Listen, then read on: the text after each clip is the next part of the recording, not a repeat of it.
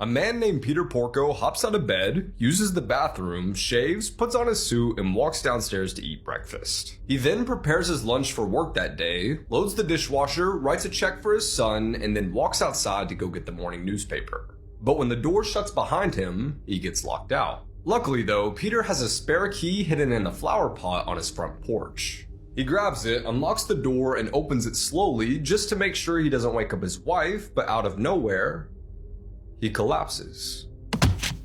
Dead.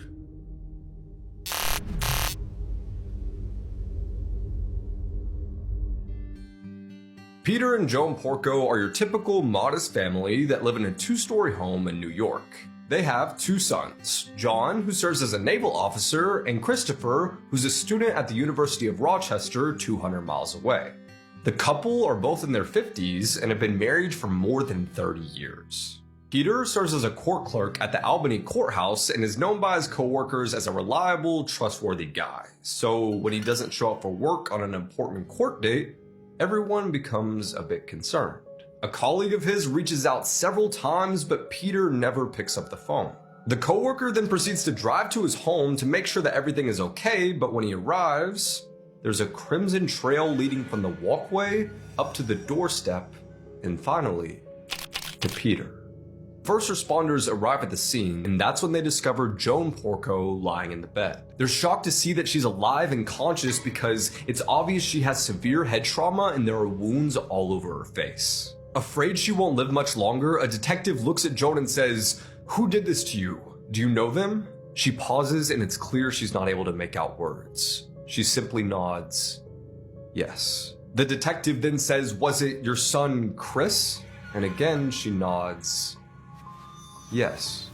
Joan is then rushed to the hospital, and after 12 hours of emergency surgery, doctors are able to save her life. However, it's clear that she's not 100%. Joan had received trauma with a blunt object 3 times to her head, causing the loss of her left eye and a fragment of her skull.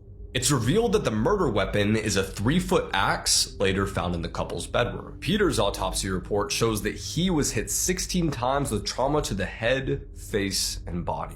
However, the injuries, which tore off a part of Peter's jaw and exposed a part of his brain, were not the cause of his death. It was the blood loss. See, even after such catastrophic injuries, Peter was still able to get up and go about his day as though nothing happened, surviving for several hours. It's also worth noting that in the past 2 years, the Porcos had undergone 2 separate robberies where computers and electronics were stolen from the home. As detectives continue to sift through the evidence surrounding the Porco case, a news reporter makes a call to their son Chris and tells him his parents are dead.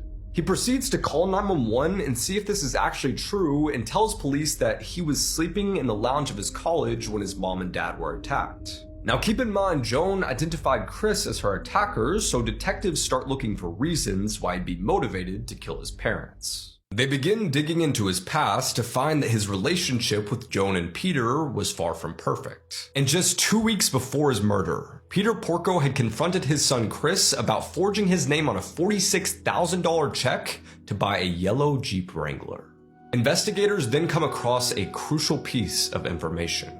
Joan and Peter Porco have a $1 million life insurance policy, half of which is entitled to their son Chris. 3 weeks following the grisly ambush of the Porcos, Joan, who is in a medically induced coma, wakes up. And as she starts coming to, she says that she doesn't remember anything about the night of the attack, and even goes on to defend Chris, saying that her son would never do such a thing. But his mother's defense isn't enough. The evidence keeps stacking up against Chris, with surveillance cameras from his college showing a yellow Jeep leaving campus at 10:30 on the night of the attack. The vehicle returns the following morning at 8:30, and a pair of New York toll booth operators also report seeing a yellow Jeep between the time he left and returned to campus. And when students and staff are asked if they'd seen Chris on the night of his father's murder, no one reports saying that he was sleeping in the lounge of his dorm. Also, if you're still wondering how Peter was able to go about his day with a chunk taken out of his brain, I have your answer. Basically, the paleocortex, the part of the brain responsible for daily tasks, wasn't actually injured during the attack, turning Peter into a real-life zombie, able to go about his day until eventually he bled out and died. A year later, in November 2005, Chris is indicted, and his mother, who is still severely disfigured from the attack, manages to scrape together $250,000 for bail and stay with him every day arm in arm until his trial begins in May 2007. Prosecutors argue that from their findings, Chris had manipulated his friends at school, claiming that he was a rich kid, but in reality, he was just a con man. Not only did he regularly steal money from his parents, but he himself was responsible for the 2 burglaries at the Porco home. He'd pawned the electronics off on eBay because mom and dad had cut him off. And when they cut off Chris for a 3rd time, he, in a fit of rage, drove 300 miles in his stolen Jeep to murder his parents and frame it as though it was just a burglary that had gone wrong. The defense, on the other hand, says that no physical evidence actually ties Chris to the crime scene. However, it's this one detail that proves that Chris Porco is a cold-blooded killer. On the night of the attack, someone had used the family's 4-digit passcode to enter the home and turn off the alarm before smashing it. On May 24, 2007, Chris Porco is sentenced to 2nd-degree murder and attempted murder, being sentenced to 50 years in prison. Just how was Chris able to look his mom in her disfigured face and lie to her saying he wasn't the one who did it without feeling an ounce of remorse? A psychologist working on the trial explains this phenomenon best with one word: sociopath. Okay, so remember that story of the adult woman posing as a child to murder her adoptive family? Well, Investigation Discovery just made a documentary about the whole event, and it is shocking. I think the biggest takeaway is that Natalia wasn't some evil mastermind. She was being severely abused by the Barnett family. And there's one scene in the documentary that just really stands out to me. So the Barnetts had Natalia aged up 14 years to 22 years old so they could put her in this apartment that was definitely not ADA compliant. And the mom, Christine, would drive her Cadillac up to this low-income apartment, drop off the groceries that she bought for her, and would make Natalia carry them inside. She wouldn't even get out of the car to help. So this video was taken by Michael, the dad, and one day he comes into the apartment and sees that Natalia has donuts. And he starts losing his mind. He's like, "Who brought you these donuts? We didn't buy you donuts. You always lie to us. You never tell us the truth. Tell me who got you these donuts right now." And while she's getting yelled at, she looks terrified, as if disobeying the Barnetts was the worst thing she could do. Even though at this point they're saying she's 22 years old and living on her own, just leave her be. It turns out that Michael knew that Child Protective Services had been called to Natalia's apartment because the neighbors noticed that she was not being taken care of. But why are you worried about CPS, Michael, if you're not doing anything wrong and she's not a child? Another really sad takeaway from the documentary is that Michael's child, Jacob, who was this wonderkind who got his PhD at 14 years old, was so traumatized by the whole event of his parents neglecting and abusing Natalia that he now just lives in his dad's basement and is not really putting all of his genius to use. I could go on for much longer about this documentary, but let me know if you watched it and what you thought. This is why you have to be careful in national parks. So in 2016, a man completely dissolved in a hot spring in Yellowstone. A lot of people don't realize these hot springs are near boiling temperatures, and a lot of them are severely acidic. And falling in happens more than we realize. It terrifies me so much that I made an entire podcast episode about it that's going up tonight. So it's believed that a 23-year-old man and his sister went into Yellowstone to go hot potting, which is when people secretly hang out in the cooler hot springs. It's really not allowed in the park. His sister was filming him as he went over to one of the hot springs to reach down and touch it to test the temperature, and that's when he tumbled forward and fell in. A rescue team was able to get there and they saw his body floating in the pool because a fall like that kills you immediately. But a thunderstorm was coming in, so they were going to have to wait a while to get him out. And by the time they got there, there was nothing left. And unfortunately, this does happen more than we realize. Check out tonight's episode if you're interested in hearing more. Around 1:40 a.m., Lexi informs the medical staff that she needs to use the restroom. During this time, her mother checks on her to make sure that everything is okay. 15 minutes go by before a nurse does the same, but Lexi claims that she's merely having trouble going to the bathroom. However, the nurse is growing suspicious of the noises she can hear from inside. It sounds as though the paper towel dispenser is being used over and over again, while the toilet is being flushed several times and the sink is continuously running. It was all very strange. After 20 minutes and no sign of Lexi, the medical team has become extremely worried and notifies her that they're going to open the door. However, the teenager beats them to it. As she walks out, no one could have expected the horror scene left behind. Unbeknownst to the doctors, something unthinkably sinister has just taken place inside that restroom. While Lexi is being checked for injuries, a housekeeper is tasked with cleaning the bloody mess left behind, where she notices that the trash can seems heavier than usual. I cut off my husband's penis. I'm Lorena Bobbitt, born in Ecuador in 1970. In 1987, I moved to the United States with my family. I married John Wayne Bobbitt in 1989, but our marriage was stormy from the start. John was violent, jealous, and controlling, assaulting me on several occasions. On June 23, 1993, after an argument, I took a kitchen knife and cut off John's penis while he was sleeping. I then got in the car and drove off with the penis, which I threw into a field near the road. John was rushed to hospital where he underwent surgery to sew his penis back on. I was arrested and charged with aggravated assault, but pleaded temporary insanity. My lawyer argued that I had suffered post-traumatic stress disorder as a result of the abuse I had endured. The jury eventually found me not guilty of aggravated assault due to temporary insanity, and I was admitted to a psychiatric hospital for treatment. After my release, I changed my name and worked to raise awareness of domestic violence. My story generated a great deal of media interest and was widely commented on in the media and popular culture. I would like to start by saying my name is Stacy Chapin.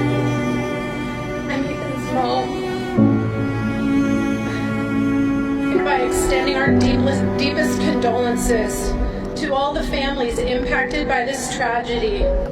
I love The Boy Who Wore Blue. You had triplets, and you learn in the book that when they were little, they used to each wear a color. They did. That's how you told them apart when they were babies. And he was the one who wore blue. He was the blue.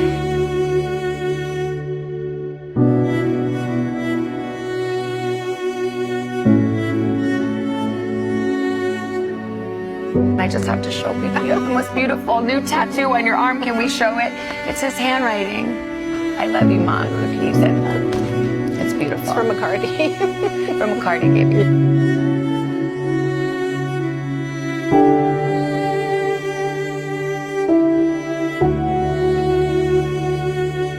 In this video is Jordan McSweeney, a man that's been convicted 28 different times with 69 different offenses. And many of those offenses are against women. And on this night, for some reason, he was released from jail. And he's on a mission. He's found victim number 1.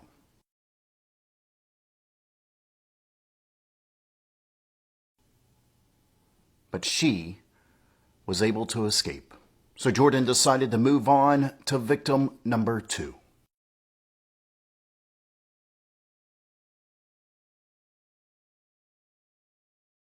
The woman realizes what's happening, so she enters a store. McSweeney is right behind her, but she notices him. So McSweeney leaves the store and waits outside. She doesn't see him. Once outside, McSweeney is following once again. She notices him and starts to run. Somehow she was able to escape. So McSweeney moves on to victim number 3. This is 35-year-old Zara Alina. And unfortunately, she won't be as lucky as the other girls. Once Jordan finds Zara, he grabs her, puts his hand over her mouth, and drags her into the shadows. Zara was able to fight off Jordan, and she almost got away. But standing at just 5'1", she didn't stand a chance. After he was finished, McSweeney left her, and Zara had no hope for survival. But it gets worse. McSweeney walks away and then decides to come back for more. After a second time, McSweeney walks away. This time he gets a little bit further, and then he stops, turns around, comes back for more. Later that night, McSweeney is seen walking back to his car. The next day, he is seen without the clothes he wore the night before. Police were able to get a fingerprint off a banister that McSweeney grabbed at the scene. Once they realized who it was, they had him captured within hours. Zara was a law student, just out having fun that night. But the loss of her brings into question how safe are the streets of London for women.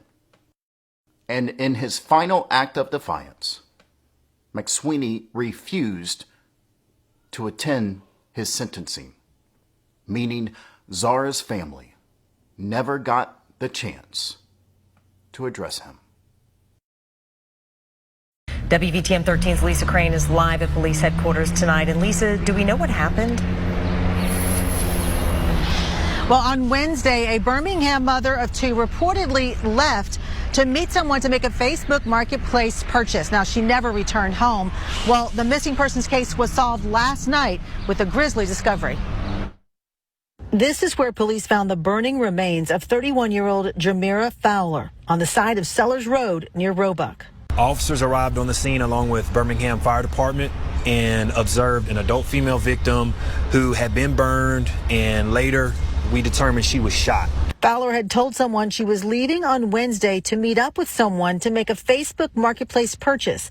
Birmingham police can't confirm that meetup ever happened, but say your best bet is to agree to meet in a public place that's well lit and preferably a place that's covered by security cameras. You can come to any of Birmingham Police Department's precincts or headquarters.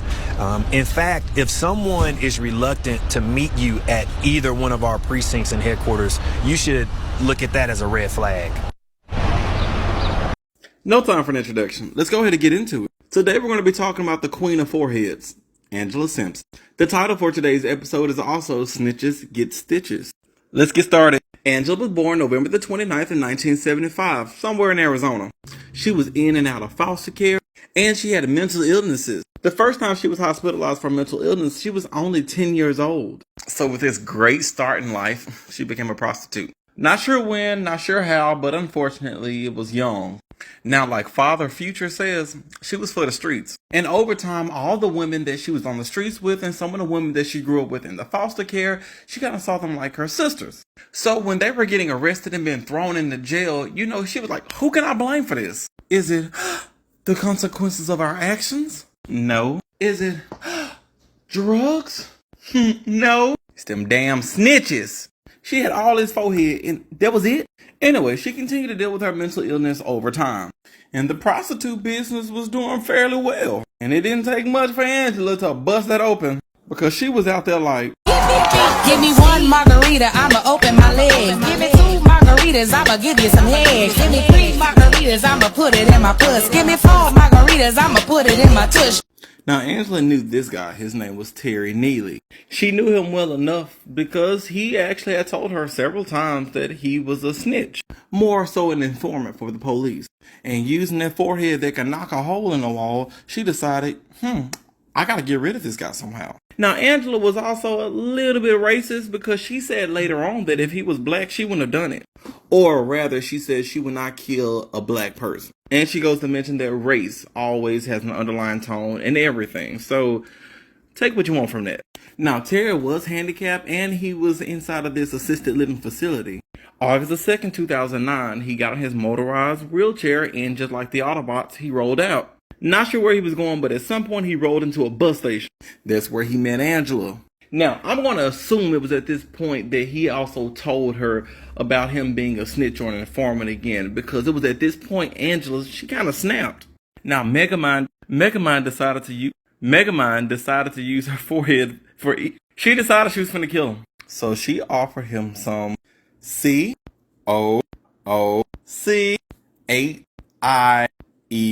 What does that spell? Coochie! And Tara was down with it, so he was like, yeah. So then they went to Angela's house. Since she lived upstairs, he left his wheelchair downstairs. She walked him upstairs, and then they went into her apartment. And immediately, Angela turned on him. She set him down in a chair. She put him in front of a big mirror so he can watch as she started torturing the man. She was doing things like pulling out his teeth, hitting him and beating him upside the head. She got a knife and she would stab the man. She did this all day. And then she was like, oh my gosh, look at the time. I've been here for hours. We'll pick up on this tomorrow. Then she laid that 40-pound forehead on her pillow and went to sleep. Next morning, she woke up and she started all over again. She got knives. She stabbed the man. She beat the man. She got a tire iron and she started whacking this man upside the head. The entire time, she made him watch this happen in the mirror. Now, clearly, she's using a lot of brain power and her neck was getting tired. So she ended the day off by going to bed. He's still alive. This is day 2, the end of day 2. He's still alive. She goes to bed, lay that 40-pound forehead again on a pillow, and she goes to sleep. Wakes up on the 3rd day and she continues to torture this man again. I'm trying to figure out, because this is happening in an apartment. Did nobody hear him screaming? No yells, nothing? I don't know to say fortunately or unfortunately, but finally, after 3 days, he finally died. She ended it. There were over 50 stab wounds. She slit his throat. His mouth was shot off. After he had passed away, she dismembered his legs and arms from his body. I believe first she tried to burn him inside the apartment, and then she took him out of the apartment and left him in the parking lot of a church. She cut the carpet where most of the blood was on the floor, but there was still blood splatter around.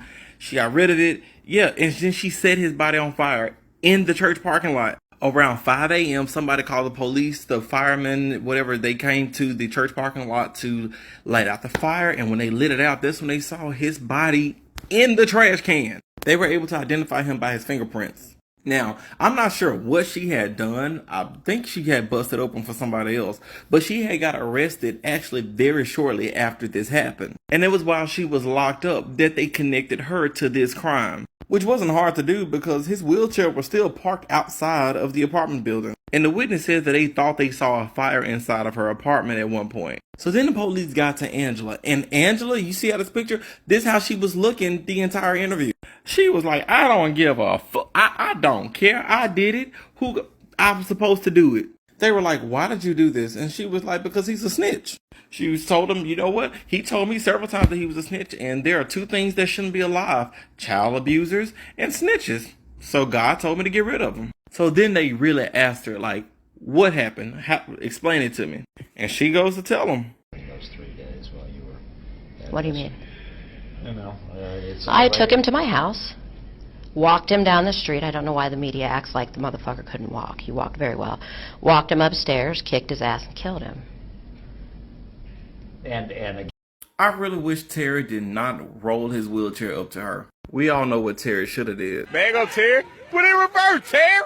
Put it in reverse. Oh, Lord. And when they finally asked her again, you know, like, are you mad about being in prison? She told them no, because I got a lot of family members in prison. So spending life with my family doesn't seem like a punishment. And she ended that famous interview kind of like this. Good shit, dude. That's going to be crazy, isn't it? That's going to be wicked. Make it look good, please. you know what? Don't put the ending on. Thank you. Thank you. you. But, Tell me again. This guy's incorrigible. Huh? Okay.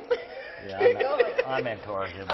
And at the end of the day, she was given life without the possibility of parole, so she'll never be able to get out. And she got 14 extra years. Like that'll hurt her. Crazy, right?